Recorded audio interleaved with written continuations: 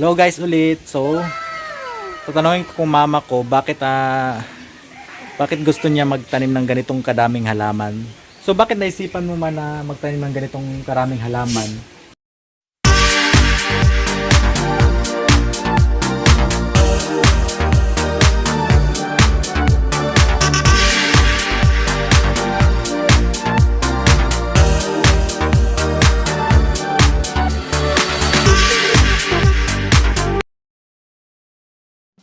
Hi guys! Welcome ulit sa aking YouTube channel at Rexmon Monales Vlog. Hello guys! Welcome po ulit sa aking YouTube channel. So nandito po ako sa aming labas. Nagpapahangin lang. Sarap talaga ng hangin ng Pinas. Diba? So ngayon, pang-anim na araw ko na po dito sa aming bahay. Kasi supposed to be yung quarantine kasi galing kasi ako ng Saudi Arabia, so pag uwi ko ng Pilipinas dito sa amin may another 14 days quarantine. So ngayon pang-anim na araw ko na ngayon dito sa amin, so super bored sa bahay kasi bawal naman lumabas kasi under quarantine pa ako ng 14 days. So nandito ako sa bahay, bali pang-anim na araw ko pa ngayon sa quarantine. So super bored sa bahay. Buti na lang may internet. Kasi kung wala, nga. sobrang boring naman kasi bawal naman lumabas. Ika nga ni Kim Chiu, bawal lumabas. Hindi. Kasi bawal talaga lumabas pag mag-quarantine ng 14 days. So nandito kami sa aming munting tahanan. Tapos nandito ako sa baba. Dito sa may sapa. Ito yung sapa namin. Yan. Ganito ang buhay ng dito sa probinsya namin. Kasi yung bahay namin nasa tabi ng sapa lang. Pero yung bahay namin nasa taas. Bali mataas yung lupa namin dito, nasa taas kami. Tapos yung sapa sa baba. Kaya in case na bumaha, hindi aabot yung baha sa amin. Diba? Ang sarap kaya. Sarap ng simoy ng hangin, 'di ba? Tapos may yung paligid is marami mga puno. Tapos may mga saging din, 'di ba? Ganon. Hindi kagaya sa ibang bansa na wala kang makikitang mga puno. Meron naman pero hindi naman masyadong kaparehas talaga dito sa Pilipinas. Yan. Ito yung sapa namin. Yan. Yan yung sapa namin. Hello ulit guys. So ngayon, nandito po ako sa aming munting hardin. Ito yung munting hardin na ginawa na aking mama. Kasi noon kasi, nung umuwi kasi ako nung year 2017 or 2018 yata yon. Sabi ko sa kanya, ma, lagyan kaya natin ng mga tanim yung gilid ng bahay natin para mas maganda siya. Kasi dati kasi masyadong empty yung gilid. So mas maganda din na may mga tanim din, for example mga bulaklak. Kasi at least maganda siya ba, tapos fresh din. Lalong magiging fresh yung hangin sa ating paligid ng bahay natin. So yun, tinaniman niya. Parang kuha na din, parang plantita na din kung ika nga, 'di ba? Sinasabi nila plantita. So yun na nga, nandito ako sa aming hardin. Papakita ko sa inyo, guys.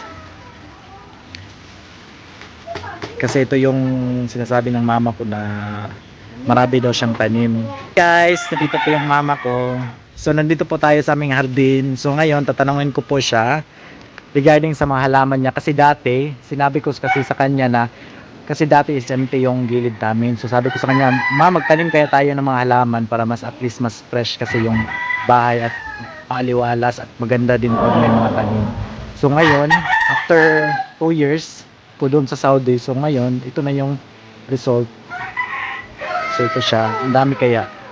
Sobrang tuwa ko kaya. Kasi palaging kinikwento niya na marami daw siyang tinanim na mga halaman mga bulaklak, klase-klaseng tanim. So ngayon, tatanungin ko kay mama, ma, ilang taon mo din to ginugol sa pagtatanim? 3 taon. 3 taon? Grabe naman. Yan. Anong klaseng mga tanim yan, ma? Yan, anong tanim yan? Gabi-gabi. Ha? Gabi-gabi. Ganda, di ba? Gabi-gabi? Wow, ang ganda ng mga... Yan yung mga tanim niya. Di ba, ang dami?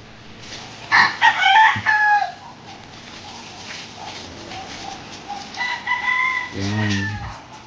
Dito. Saan yung paborito mo dyan na tanim, ma? Ha? Saan? Saan ang pinakamaborito? Yan, ang laki niyan, di ba?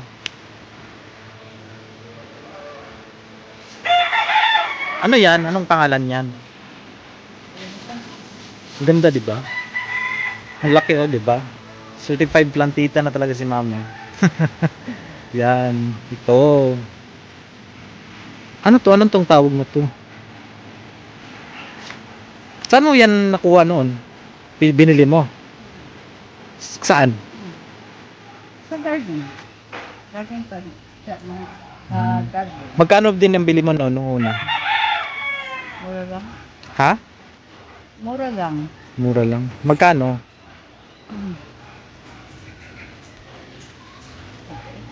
Kalimutan na niya. So ito yung San Francisco, di ba? San Francisco, yan. So, Ano yun? Ano yung, anong pangalan yan? Anong pangalan? Kalimutan na daw niya. Yan. Di ba sabi mo nagbenta ka nito dati?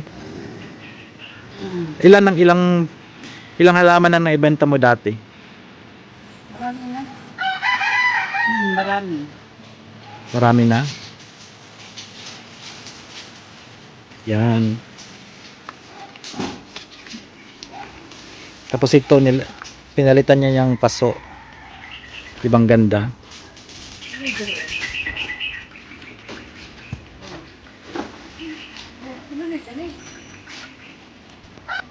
Yan din. Anong pangalan nitong halaman na ito, ma? Hindi daw niya alam ito. Hindi namin alam anong pangalan nito. Yan, binilan niya ng bagong paso. Yan. So ito 'yon. 'Di ba? Ang dami. Yan.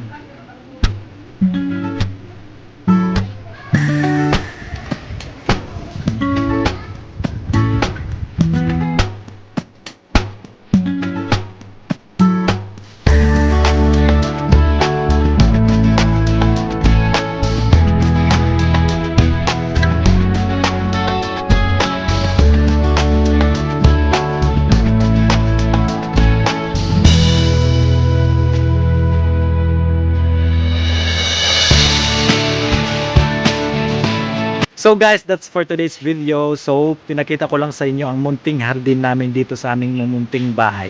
So thank you for viewing. Kung hindi ka pa nakapag-subscribe sa akin, please like, share, and subscribe to Rexon Monares Vlog. Paalam, see you soon, and see you to my next video guys. Salamat!